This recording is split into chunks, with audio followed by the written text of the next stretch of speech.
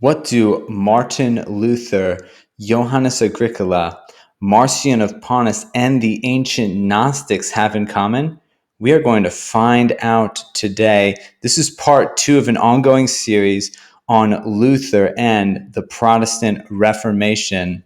If you have not already watched part 1, you can, and I encourage you because this one is going to be a bit dense. Part 1 is a great intro. You'll probably see across the top here something you can click on to go back and look at Martin Luther and Augustine, okay, and see about what really happened with the Protestant Reformation. Did it return to New Testament Christianity? I'm going to show you, no, it did not. And we're continuing now with Luther. He was the initiator of the Protestant Reformation, and we're going to dig a bit deeper here to look at what was going on behind the scenes, why he developed his doctrines, and if they were biblical or not, and what it means for us today. So let's dive right in. We're going to talk about Gnosticism. This started in the mid to late first century, and this was the big heretical group that the Christians, all the early Christians had to deal with. So the very first heretics, Gnostics, different individuals would pop up in different places and preach their own style of Gnosticism, and they called themselves Christians. And so it was a big problem. The Christians that lived during that time had to write against the Gnostics, refute them, and warn other Christians not to get involved with this. The Gnostics' beliefs were basically that they believe in a higher good God and a lower just creator God that they called the demiurge. Okay, so the demiurge created the physical world, but it was evil. Okay, and so they had this dualistic paradigm. Dualism: everything spiritual is good, while everything physical is evil. The created world is evil, matter is evil, our physical bodies are evil. Only the spiritual, only what's spiritual is good. They taught salvation through knowledge, or gnosis. That's why they were called the Gnostics. And it was kind of secret knowledge that they could get and share with others and receive like revelations and have these spiritual experiences. And they had an elect, unelect. They had the two groups: you're either elect or you're unelect. And this was in a deterministic framework. In the last, in part 1, we talked about how Augustine, he reverted back to these kind of these Gnostic teachings, and they were all deterministic, where God predetermines things. And so our free will is really kind of an illusion. Now, Luther's Gnostic tendencies, we're just going to look at 3 today, but one is his view of God, 2, his understanding of salvation, and 3, his division of law and gospel. We're going to see some real clear similarities with what some of the ancient Gnostics were teaching. And so it wouldn't be appropriate to call Luther a Gnostic, but we'll see how, going off of Augustine, how his doctrines developed in this direction. So from Augustine to Luther, Augustine, remember, he was a Manichaean hearer, which was a Gnostic sect, for 10 years before converting to Christianity. Augustine reverted to pre-conversion Gnostic positions to develop his later doctrines, and Luther relied on Augustine in his break from the RCC, from the Roman Catholic Church. Luther went to Augustine, and that was kind of what he saw in Augustine was kind of the answer to his problems and the way out, basically. So let's look at this. This is from Luther's writing, and this is later on when he is recounting what happened in what people call his Tower experience or his Reformation breakthrough. Okay, and this is surprising. Let's look at this. Luther says, "But I, blameless monk that I was, felt that before God I was a sinner with an extremely troubled conscience. I couldn't be sure that God was appeased by my satisfaction. I did not love, no, rather I hated the just God who punishes sinners. In silence, if I did not blaspheme then, certainly I grumbled vehemently and got angry at God. I said, isn't it enough that we miserable sinners lost for all eternity because of original sin are oppressed by every kind of calamity through the 10 commandments? Why does God heap sorrow upon sorrow through the gospel, and through the gospel threaten us with his justice and his wrath? This was how I was raging with wild and disturbed conscience. I constantly badgered St. Paul about that spot in Romans 1 and anxiously wanted to know what he meant. Wow. Can you think of any Christian talking like this? Luther says he hated the just God who punishes sinners. He said he was raging with wild and disturbed conscience. So here we get a picture of Luther from himself, of this intense turmoil, this intense conflict. And we mentioned in part 1 how Luther was looking at this part in Romans 1 where Paul is saying in the gospel the righteousness or the justice of God is revealed, and how Luther was taught this is God's justice, that he's judging the sinners, and his wrath is on the sinner, and all of these different things. And Luther could not handle this. He needed to find a way out. Okay, but let's look at this more. Why was Luther? Why was he having this kind of intense turmoil, this intense inner battle, inner conflict? Let's look at right here. I have underlined original sin. We're going to look at original sin and see what Augustine taught, and we're going to see Augustine's view of God. Luther was reading Augustine. He knew Augustine's writings and teachings. Luther was an Augustinian monk. So his conception of God is going to be based on what he has learned from Augustine. So we're going to look at what did Augustine teach about who God is. And that might help us understand Luther's crisis here.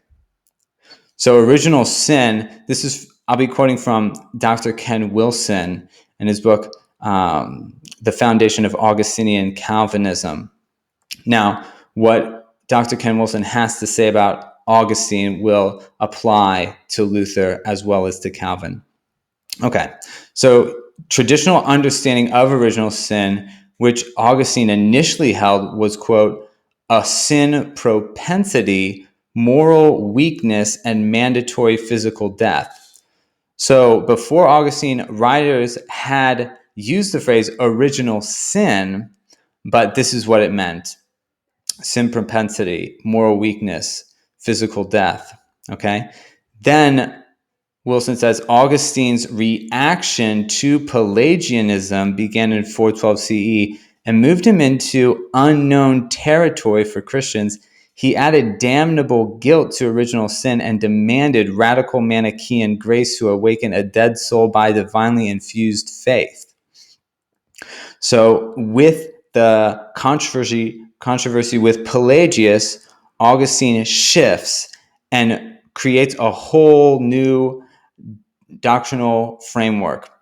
And one of the key things was changing the definition of original sin, adding damnable guilt. Okay. Augustine invented the 5 points of Calvinism that comprise tulip. Total depravity, unconditional election, limited atonement, irresistible grace, and perseverance of the saints. The most important of these was total depravity, with human loss of free will resulting in total inability to respond to God. This then required unconditional election. God unilaterally must give the gift of faith, and perseverance of the saints, since God's gifts are perfect. Irresistible grace and limited atonement were logical deductions from the 3 major doctrinal shifts. Okay, and now Calvinism with Tulip has the systematic theology in place. Luther did not systematize his theology. Okay, but we see all of these ideas in his writings and in his theology. He definitely held to total depravity and unconditional election, and those will be some of the ones that we kind of focus on here. So now I'm going to read a little bit from Dr. Ken Wilson's book, The Foundation of Augustinian-Calvinism, because there's a lot to unpack here, but I really want to look at what Augustine was teaching about God. Okay, so this is Augustine's new position that free will exists but can only produce evil because humans are now sold under a totally corrupted sin nature. This is called Stoic non-free free will. Human wills are Stoic, Neoplatonic, or Manichaean evil wills by fallen nature.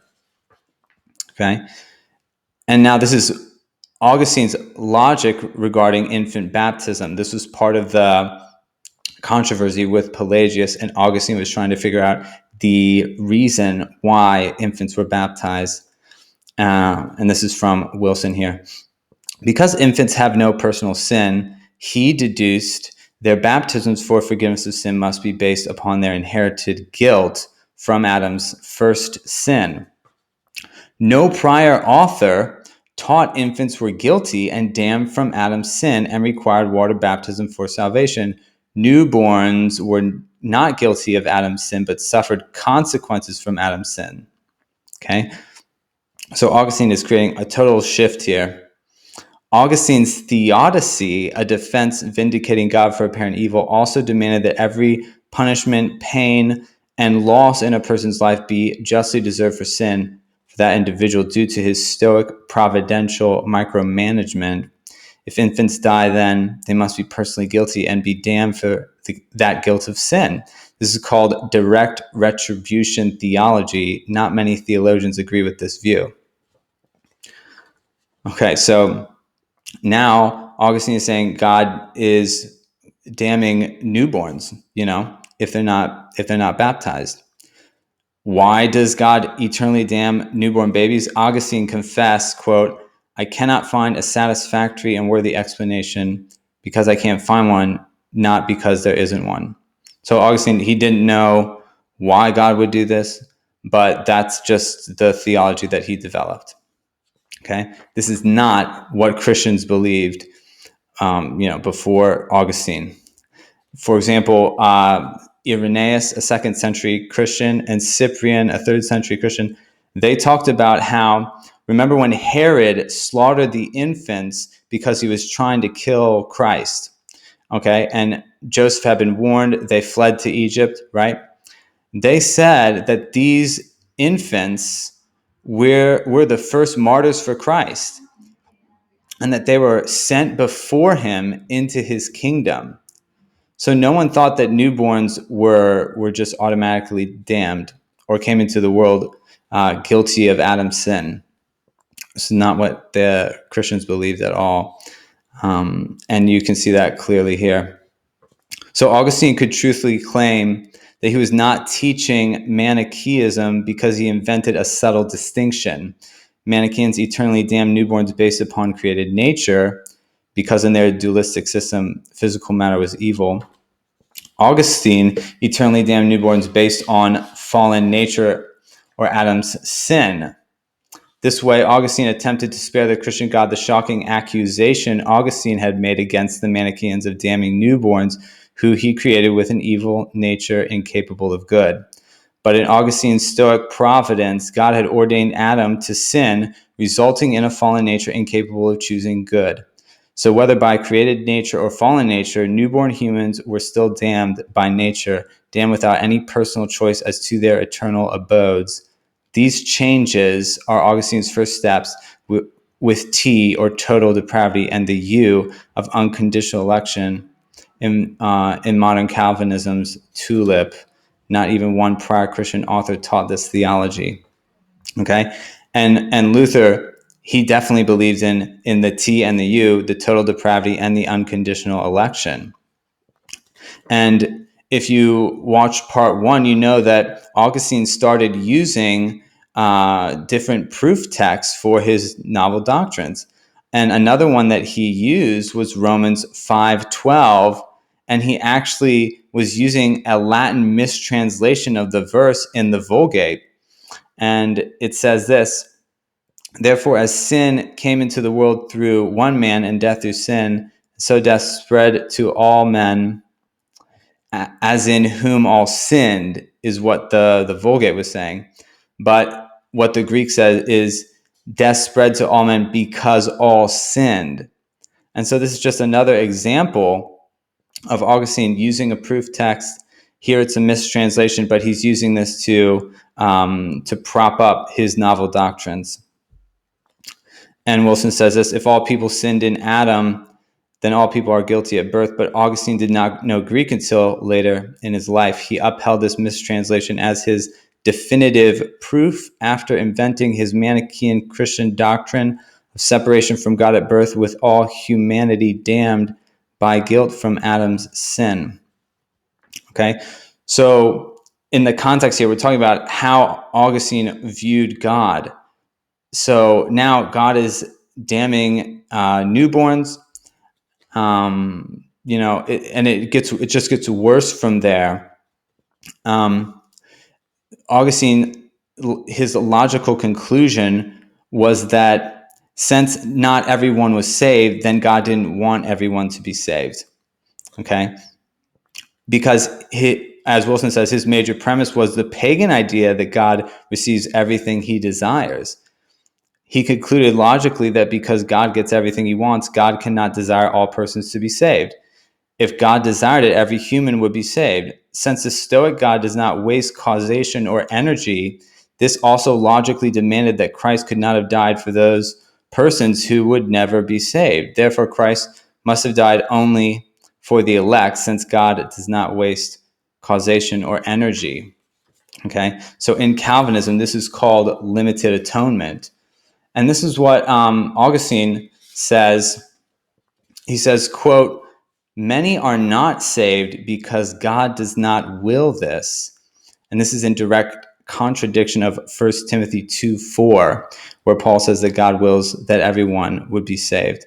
And Wilson points out how Augustine had, several different attempts at explaining away this verse. This is just another big problem. And so now God doesn't want everyone to be saved. He's damning newborn infants. He doesn't want everyone to be saved. We can see how Augustine's doctrines are really twisting who God is. Wilson goes on, for 25 years, Augustine defended traditional Christian doctrines against the Gnostic Manichaeans, yet he persisted in his meticulous Stoic providence from his first writings until his death, including the resting position of every leaf and seed being micromanaged. But he was unable to legitimately transfer Stoic sovereignty into his revised Christianity after 412 CE. So he defaulted to Plotinus's inscrutability defense. That's from Neoplatonism. Augustine appealed to Plotinus's idea of the inscrutable secret counsels of God, or the One, who is fair by definition, regardless of the obvious injustice. Gerardo Daly says, quote, "Condemned through the solidarity of all humans with Adam, they are predestined because God foreknows that he will not give them the grace to be saved. Contrary to the view sometimes expressed, Augustine does speak of the predestination of the damned." In 412 CE, Augustine now embraces a caricature of the Christian God who he syncretized or married to his Manichaean God. This God will unilaterally damn even innocent infants in a deterministic pagan dupede. And this dupede is divine unilateral predetermination of individuals' eternal destinies. And that's Wilson's saying there. So now Augustine's God is like the evil Gnostic God, like the Manichaean God, like the demiurge. This is the kind of form that he's taking, because that's what Augustine is drawing on. Okay. Wilson continues, inexplicably, Augustine's Christianized Stoic providence, which much directly micromanage every speck of minutia, somehow miraculously does not sovereignly control evil, but only allows or permits it.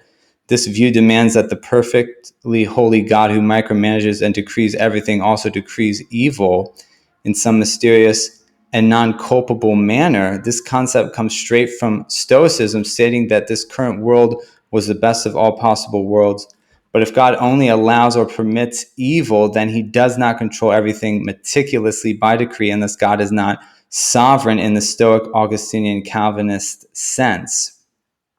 If God does decree evil, then he is not the Christian God, but the evil creator of matter and Manichaeism. This is then defended by the Neoplatonic appeal to mystery. Okay? So now we're getting to the point where God, he damns newborn infants. He doesn't want everyone to be saved. Now he's, decreeing evil. Okay?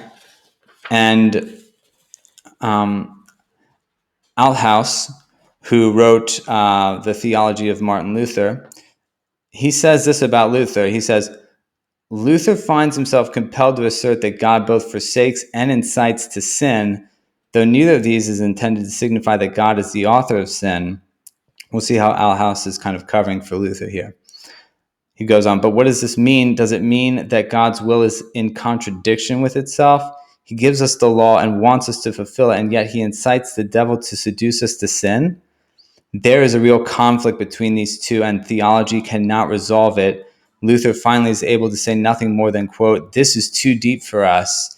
God's will is involved, but I am not supposed to know how this all happens, quote.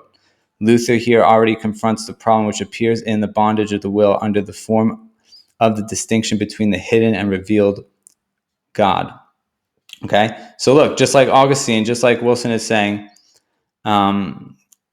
it's defended by the Neoplatonic appeal to mystery. Okay, so does God decree evil? It's a mystery, This is a mystery. Same thing that Luther's saying. There's a problem here with if God is the one that's sovereignly in control of everything and involved in everything and wills everything, and that's what happens. How is there evil in the world? How does this work? It's a mystery, apparently. Okay, but this is a big problem. And so let's go back to Luther's view of God. So he hated the just God who punishes sinners. He's talking about original sin because Luther had a Augustinian view of God that was like the demiurge. Okay? He was viewing God as God damns innocent newborns. He doesn't want everyone to be saved. He's, behind evil somehow. And it doesn't make sense. And so look, he's saying that God is oppressing people through all of these commandments because we can't obey the commandments. So God is bringing these commandments to us. We can't obey them. Then he's punishing us for that. And then even the gospel to Luther was not good news. If the righteousness of God is revealed in the gospel, that God is a righteous judge, that's not good news either. So now we can see why Luther was really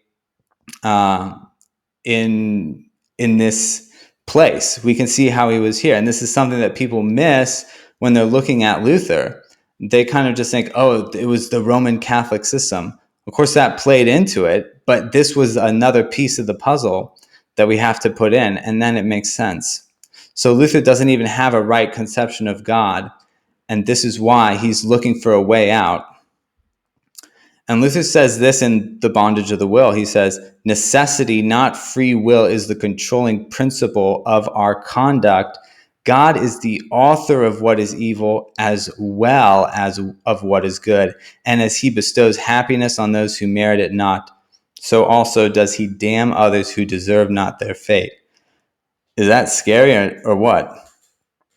Luther says God's the author of what is evil as well as what is good. He says he bestows happiness on those who merit not, and he damns others who do not deserve their fate. Okay? This is coming from Augustine, and this is from Augustine. It's coming from Gnosticism. Okay? This is not God. Okay? Luther did not know who God was. He knew a false God. And that is why he was freaking out. And that's why we'll see how he developed doctrines to get himself out of this mess, out of this condition. Okay? So Luther's understanding of salvation is very similar to the Gnostics. And I have two quotes here. Gonzalez says, for Luther, good news would have been that God is not just, meaning that God does not judge sinners. Okay, so I'm putting these quotes to show what other people are saying. This Gonzalez, this is from the Story of Christianity, the Reformation to the Present Day, just a church history book. So he's saying, for Luther, if someone said, God doesn't judge sinners, Luther would have been really happy about. They would have been really relieved. Okay. Noll says this, with this insight, Christ's perfect righteousness, Luther came to feel that the death of Christ on the cross made it possible for God to look upon sinners as if they were as perfect as Christ himself. So this was Luther's way out. This is Mark Noll, The Work We Have to Do. Okay, so this was Luther's way out. He developed a doctrine as a way out. And the Gnostic understanding of salvation was to escape the demiurge's judgments. So the demiurge is coming at you, and he's a bad dude, and he's going to come and he's going to punish you and inflict all of these things on you, and there's nothing you can do about it. But the Gnostic said, if you receive this higher knowledge, then you'll be able to escape the judgments of the demiurge. So Luther has this demiurge-like God that he's trying to escape his judgments. He's trying to escape. And he does this by creating a new doctrine, this imputed righteousness doctrine. Okay? So now God doesn't see me because I'm covered with Christ's righteousness. This is something Luther invented. Okay. Let's read this from Irenaeus. Irenaeus was in the 2nd century. He wrote against heresies, writing against the Gnostics. Okay. And he says this, they also maintain that they are set free in every respect to act as they please, having no one to fear in anything. For they affirm that because of the redemption, it has come to pass that they can neither be apprehended nor even seen by the judge. Now, as soon as the mother hears these words, she puts the Homeric helmet of Pluto upon them so that they may invisibly escape the judge. So the judge here is the demiurge, okay? And Irenaeus is saying the Gnostics thought you don't have to worry about how you live now because of your redemption. You can escape the judge.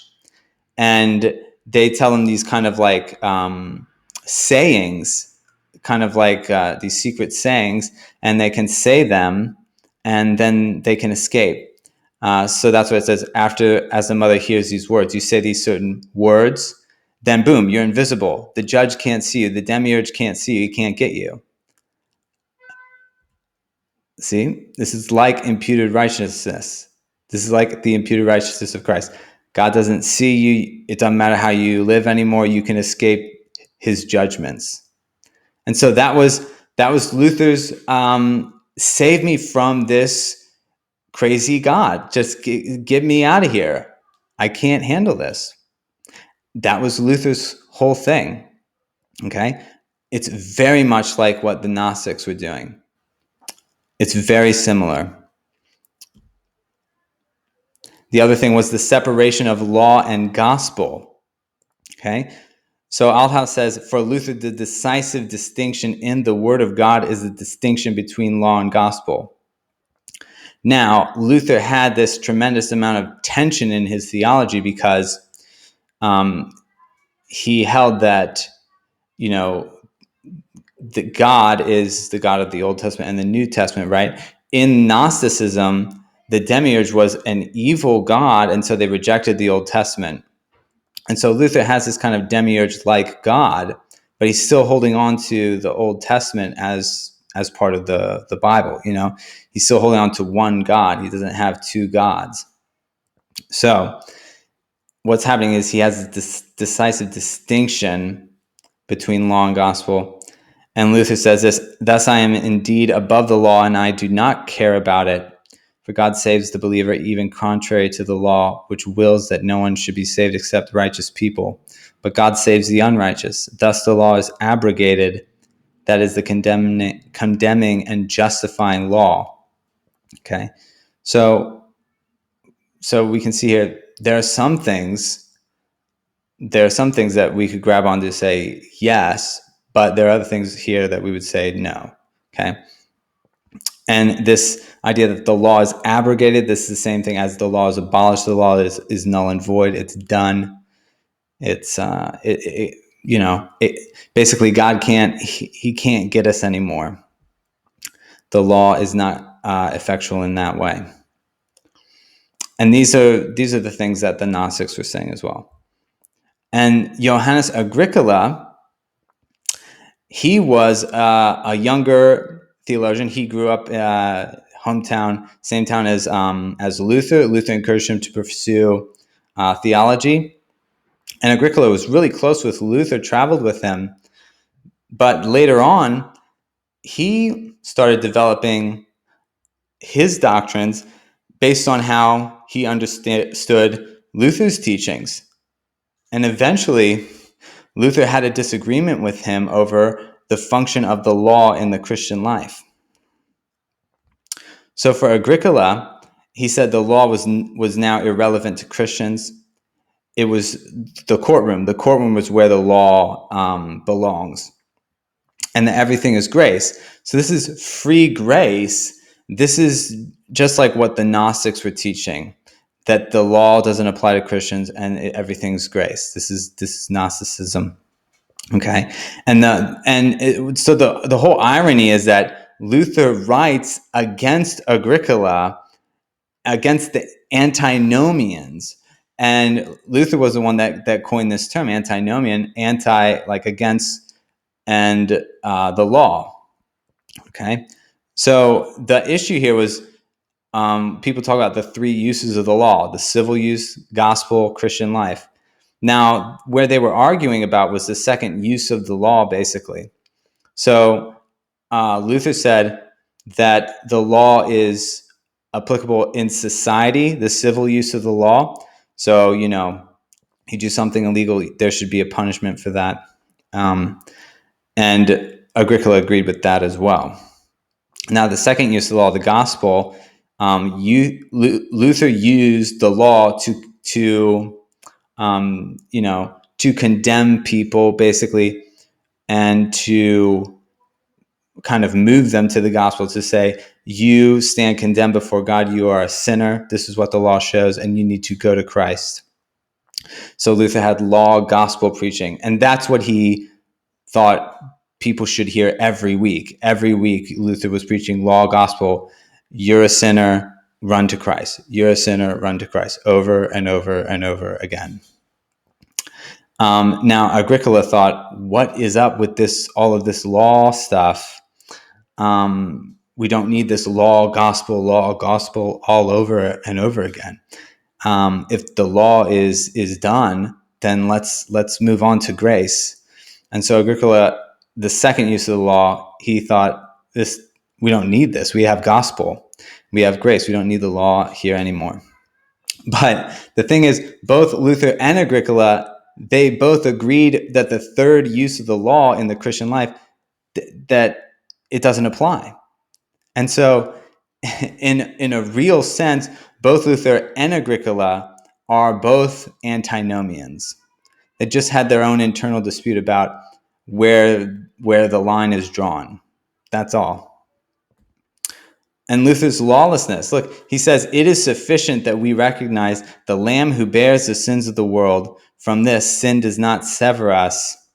Even if thousands of times in one day we should fornicate or murder. So Luther's saying, hey, you could sin as much as you want. I mean, who could even murder 1,000 times in a day or fornicate? I mean, that's not even possible. I mean, maybe you could murder if you're using some sort of, crazy weaponry. But I mean, this is ridiculous.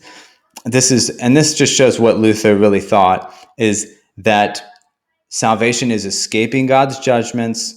I can have the imputed righteousness of Christ. It absolutely does not matter how I live, because if I'm trusting in Christ and him alone and his righteousness being imputed to me, boom, nothing can mess that up.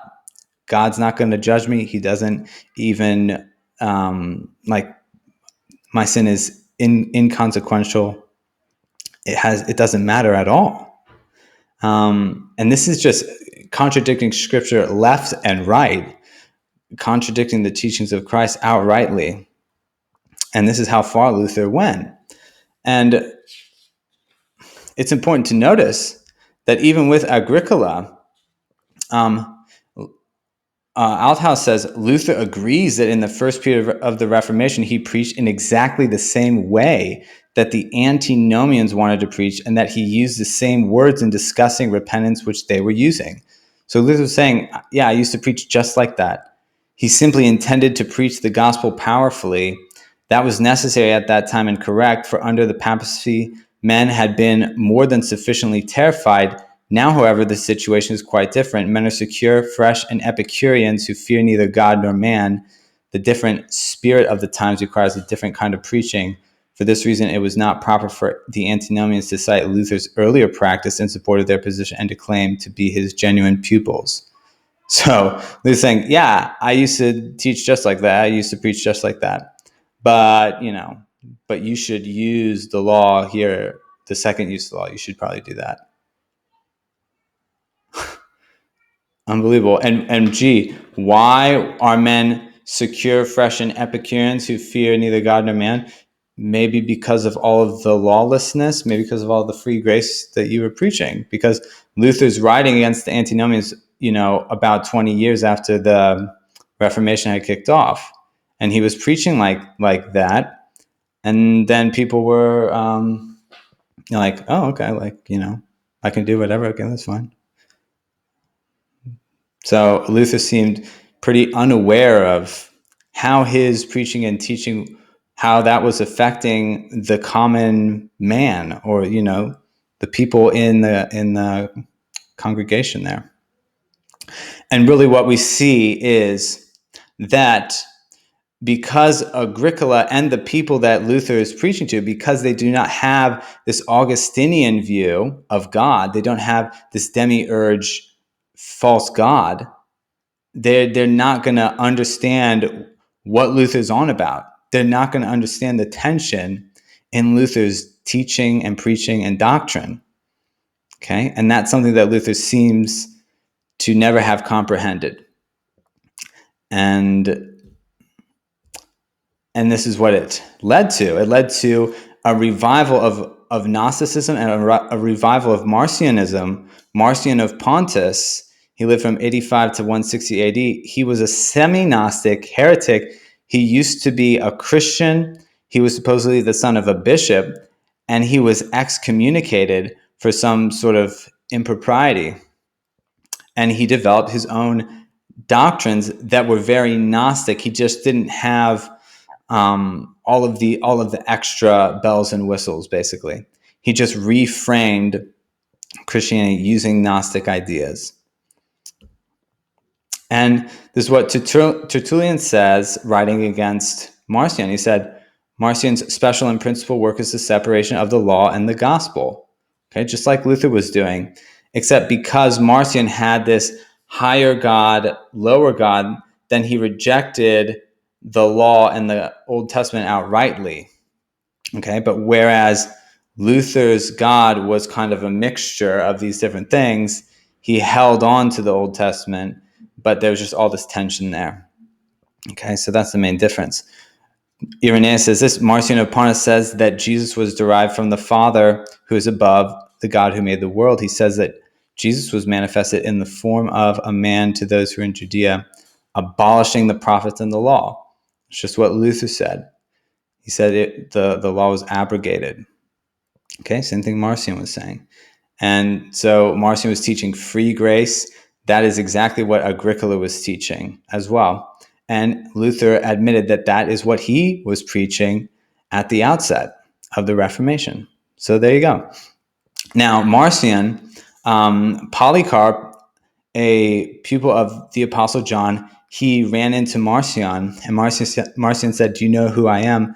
Polycarp says, I do. You're the firstborn of Satan. So the early Christians, they wanted nothing to do with this teaching. They said, this is from the devil. This is demonic. This is completely against Christianity. It's against Christ's teachings. And they wanted absolutely nothing to do with this. And Tertullian says this, Marcion has removed from his God all the severity and energy of the judicial character. A better God has been discovered who takes no offense. He is never angry, never inflicts punishment, has prepared no fire in Gehenna. There will be no gnashing of teeth in the outer darkness, for he is purely and simply good. He indeed forbids all delinquency, but only in word. For he does not want your fear. And so satisfied are the Marcionites with such pretenses that they have no fear of their God at all. They say it is only a bad man who will be feared, a good man will be loved. Okay, so because Luther had the demiurge like Augustinian God, he did not come to this conclusion exactly. But people that were adopting Luther's teachings that didn't have that Augustinian background were embracing something that was akin to Marcionism. And that is exactly the type of thing that we have in the church today. So God is just, he's very loving. Oh, he's just gracious. He's so kind. He's just so sweet. People that have absolutely no fear of God, think they can live however they want. This is what we're dealing with now. Luther, even though he probably wasn't aware of this, but he revived this. He revived this ancient heresy that is extremely prevalent in the church today. There's no doubt about that. And it is not Christianity. So let's recap really quick before we talk about the law. Okay, so Luther hated his false Augustinian Manichaean God. He reframed salvation as a way to escape his God's judgments. He taught lawlessness and free grace like Marcion and the Gnostics. And the fruit of this was seen in Agricola and down through to the modern church. So this is so big. This is so serious. And I hope that it's getting really clear now that the Reformation did not return us to New Testament Christianity, did not return us to the teachings of Christ, and ended up kind of resurrecting, so to speak, but rather reviving ancient heresies. This stuff has happened before. It's not new. That's why it's important to know the early church, the early Christian writings, like we're looking at today. They knew this stuff. They wrote against this stuff. They refuted this stuff. And it's the same stuff happening today. So it's really helpful for us to look at this. And remember, I didn't mention this earlier, but remember, salvation is Jesus came to save us from our sins. Okay? That's the thing we need to be saved from. Okay?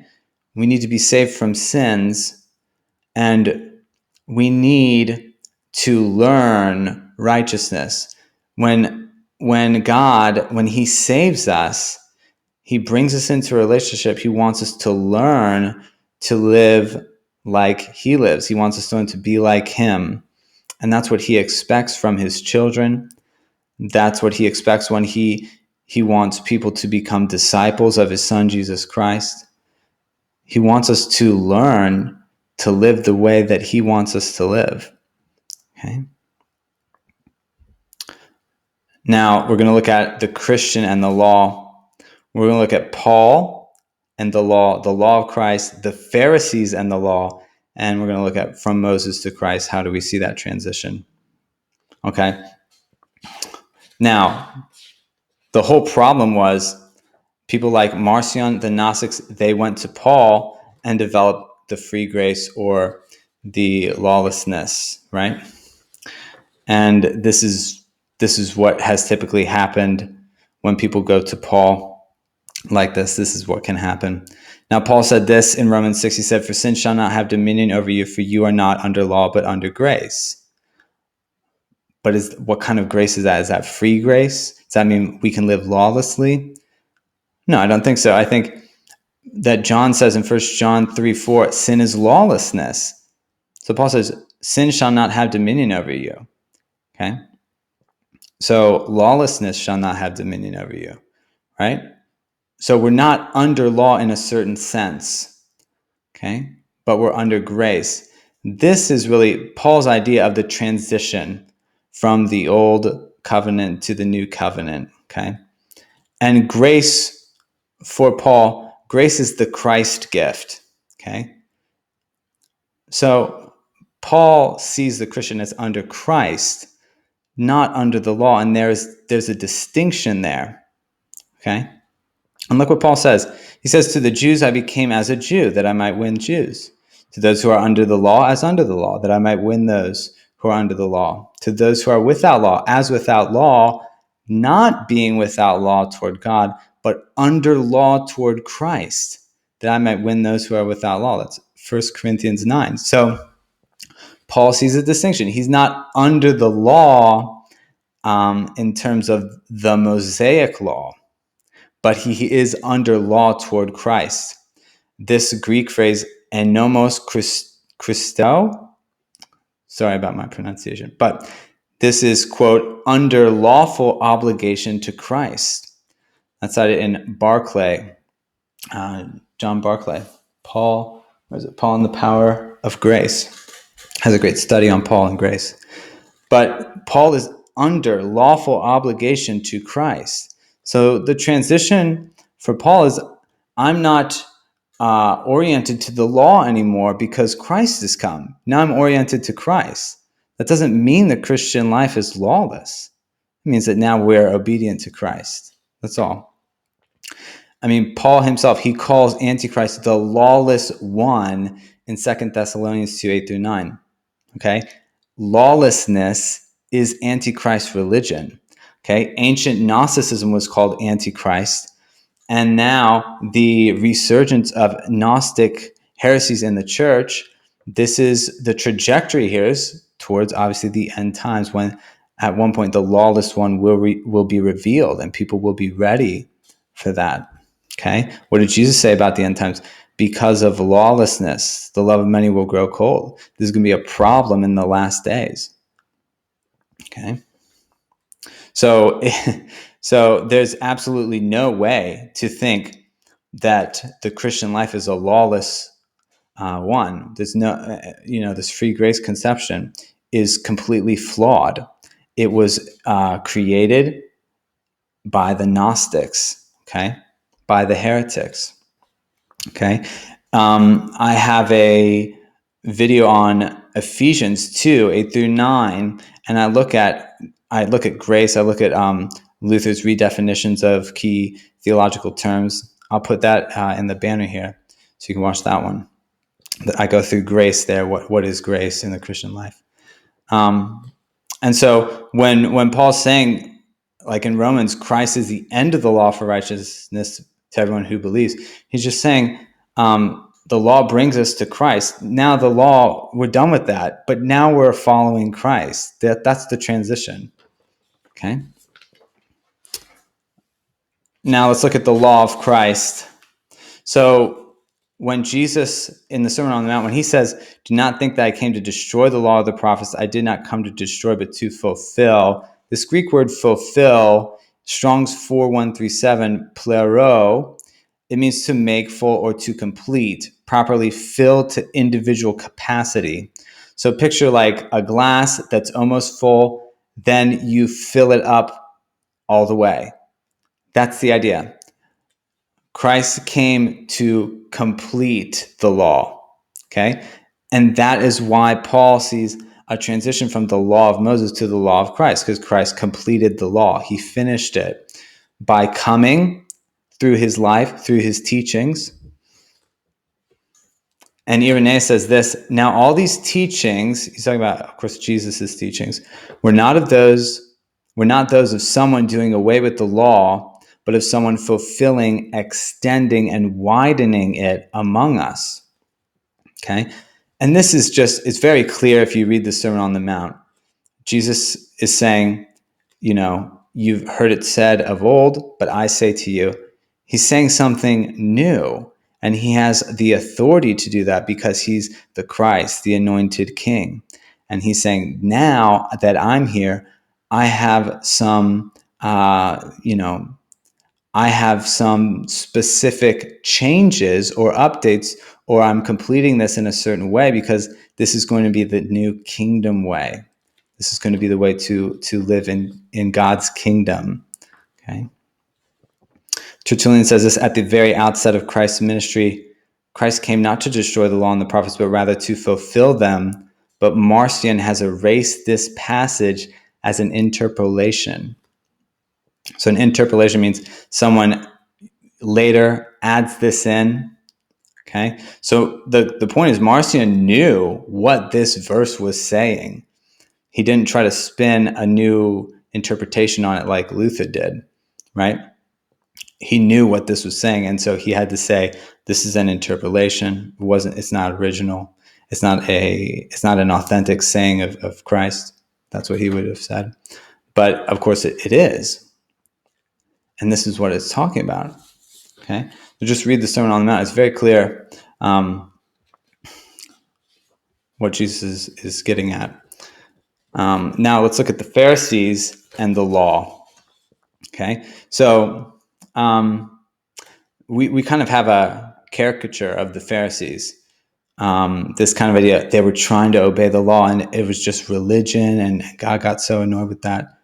That's a caricature. It's kind of true, but it's really missing the point. So let's look at that here. So Jesus says, well did Isaiah prophesy of you hypocrites, as it is written, this people honors me with their lips, but their heart is far from me. And in vain they worship me, teaching as doctrines the commandments of men. For laying aside the commandment of God, you hold the tradition of men. Okay? So the issue with the Pharisees was not about their obedience to the law. Rather, it was about their upholding of their own traditions that negated the law, that caused them to disregard God's law. Okay? They put their own traditions, they made those the precedent. They made those more important than God's law. Their interpretation of the law was more important than God's law. And when they got upset with Jesus, like for healing on the Sabbath or doing things like that, that was part of a violation of their own interpretation of what should or should not be done on the Sabbath. Okay? And so we could see why Jesus was very upset with them. Okay? And Irenaeus, he references the same verse from Isaiah. And he says this, he does not call the laws given by Moses commandments of men, but the traditions of the elders themselves, which they had invented, and in upholding which they made the law of God of none effect, and were on this account also not subject to his word. The same, because they held to their own traditions and didn't uphold the law of God, that's also why they did not follow Christ. You see? Because they saw Christ as someone that was, not following their traditions. But Jesus saw them, they were not being obedient to God's word. Irenaeus says, for this is what Paul says concerning these men, quote, for they, being ignorant of God's righteousness and going about to establish their own righteousness, have not submitted themselves to the righteousness of God. For Christ is the end of the law for righteousness to everyone that believeth. And how is Christ the end of the law? If he be not also the final cause of it. Okay? So the Pharisees, they had created their own law, and so being obedient to their traditions, that was their definition of righteousness. That's why they were ignorant of God's righteousness. Okay? And how is Christ the end of the law? He's the end because the law brings you to Christ. Now you're following Christ. Okay? And so what was the real issue with the Pharisees here? Jesus tells us, he says, "Woe to you, scribes and Pharisees, hypocrites, for you are like whitewashed tombs, which indeed appear beautiful outwardly, but inside are full of dead men's bones and all uncleanness. Even so, you also outwardly appear righteous to men, but inside you are full of hypocrisy and lawlessness." They were lawless. That was the problem with the Pharisees. It wasn't their obedience to God. It wasn't their religion. It was their lawlessness. And Jesus says to them, "Serpents, brood of vipers, how can you escape the condemnation of hell?" If you live lawlessly, how will you escape the condemnation of hell? This is what Jesus is saying. So who's the real Pharisee? Who has held the tradition of men and laid aside the commandments of God? Hasn't Martin Luther done the same thing? He invented his own doctrines and he said, you do not need to obey Christ. You do not need to obey God. You can live lawlessly and still be saved. How will someone like that escape the condemnation of hell? How? Who will you follow? This is what Moses said. The Lord your God will raise up for you a prophet like me from your brethren. Him you shall hear in all things, whatever he says to you. And it shall be that every soul who will not hear that prophet shall be utterly destroyed from among the people. Okay, that's Jesus. To hear him is to shema him, which means to hear and obey him. Okay? So this is the idea.